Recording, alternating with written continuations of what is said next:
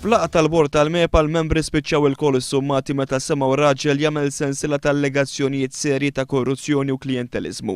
Ir-raġel li kellu l-applikazzjoni tiegħu qed tiġi trattata quddiem il-bord ewlieni tal-MEPA allega li qabel l-aħħar elezzjoni ġenerali kien avviċinat minn persuna. Aktar tard dan ir-raġel li l-ħamis filgħodu der quddiem il-bord tal-MEPA iltaqa' ma' din il-persuna li min-naħa tagħha weditu li parti mill-art tiegħu kienet se tiġi inkluża fl-iskema ta' żvilupp.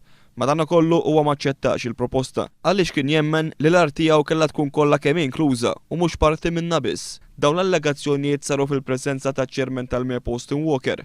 Waqt li r-raġel kien qed jagħmel dawn l-allegazzjonijiet, Austin Walker intervjena u stiednu biex jitkellem miegħu personalment fuq dan il-każ.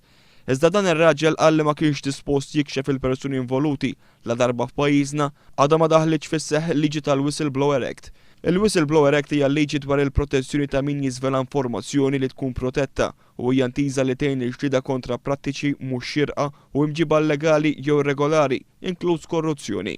L-aħħar persuna li tkellmet pubblikament dwar in-nuqqas ta' din il-liġi kien l-eks President tal-Partit Nazzjonalista Frank Portelli huwa kien qal li pajjiżna għadu mingħajr is-sistema meħtieġa biex jiġġieled il-problema tal-korruzzjoni u 5 snin wara li ġibet l-attenzjoni ta' Lawrence Gonzi dwar din is-sitwazzjoni baqa' ma sar xejn.